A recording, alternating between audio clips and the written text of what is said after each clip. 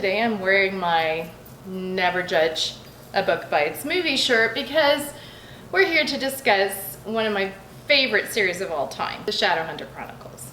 I consider it just a massive entire series, which I think everyone considers it by now. Just one big series. I just finished Lord of Shadows. And guess what this is going to be? That's right, my really quick, spoiler-free book review. It's the lowest rated of all the videos I do, but I think they're my favorite. Anyway, welcome back to All Things Equilateral, Lord of Shadows.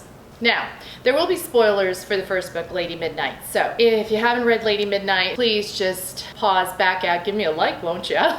You know I'd ask for that. But don't go any further, just in case. I mean, it's so good.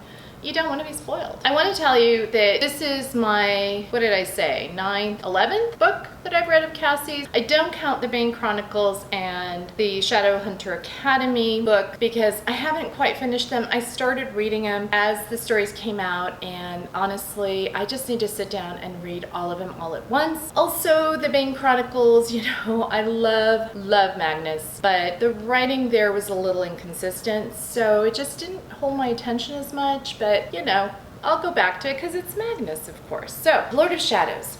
Normally, I read Cassie's books in 1 to maybe 3 days during science camp. I was a little panicked. This time, it took me all of 4 weeks, according to my Kindle app.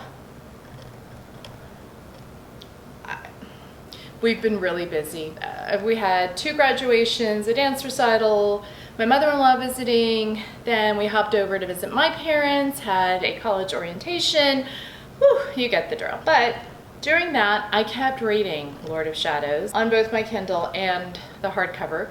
4 weeks, and I made 40 little post-it annotations because, I don't know, do you guys make annotations? Leave me a comment down below. I do. Sometimes, but not always. I used to be way more consistent, especially when I was in college. I would highlight the book and, you know, put my notes all over it. But I tend to, when reading books like this that I just love, highlight my favorite quotes. And they tend to be the funny ones. So 40 times that Cassie was pretty darn hysterically funny, or on point, as the kids say. The Blackthorns. I think I love them. I mean, you know me. I love, of course, Jem Carstairs and Jace Arendelle.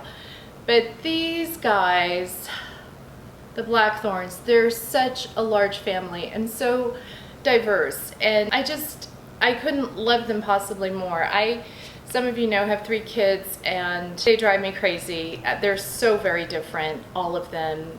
Their personalities, their needs, what makes them go and tick. And Cassie captured that with the Blackthorns, a large, messy family that at the very end of it all just loves each other. And I love how she described each and every one of them and made them so very different. It just rings true. At the heart of it all, Julian, add him to the J-boys. I mean, Cassie seems to write those really well. He is the patriarch, and he has such a burden on his shoulders with his other siblings, plus the fact that, you know, he's in love with Emma, his parabatai. I mean, can it get any more messier? Typical Cassie, a forbidden love, but one that you root for, you know.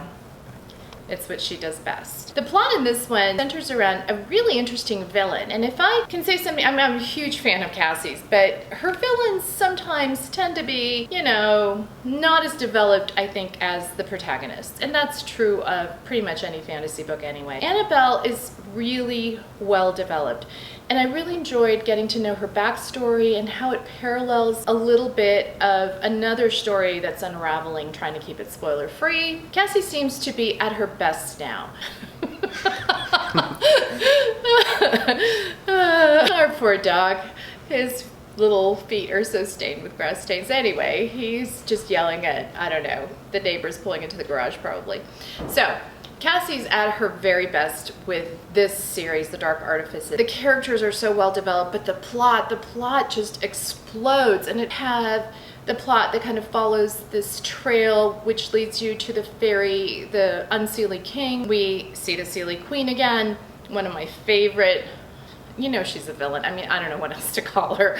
It also leads you down the path of Malcolm Fade and Annabelle's story, and it gives us the maddening plot of Emma and Julian, and it is pure torture. There's no other word for it. So if you haven't picked up Lord of Shadows or The Dark Artifices, I would recommend reading the other books beforehand, and specifically the Mortal Instruments series. There's 6 books.